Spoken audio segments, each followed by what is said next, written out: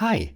In this short video I will show you the finished rig for the old man from my upcoming short film.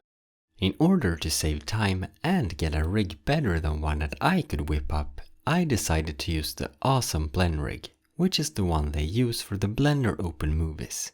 There is a link in the description down below to the add-on, as well as a great tutorial series on how to use it. In short, it works by having a mesh that encapsulates the entire character, which in turn deforms the character. The face and hands are driven directly by weight painting and shape keys. Thanks to the rig, several parts actually ended up better than I thought it would. It has so many subtle automatic details that I would not have added myself, making it come alive.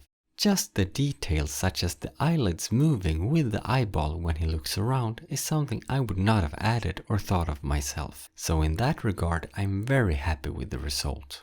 But I'm not going to lie, I had a lot of problems performing this stage of the process. After I basically thought I was done, I did a short animation test, which you can see here, where I realized that the rig I had really didn't produce very good deformations.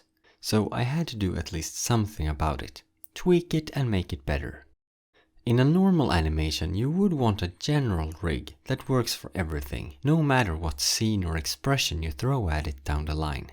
However, as I am pretty sure of the script and storyboards I have, I decided as a final step to focus completely on making sure that the rig was able to produce the key facial expressions that is used in the film. So I went through the animatic and shot photos of myself performing those key facial expressions as references. And then I worked with the rig until I was okay with how all of those poses were replicated on the old man.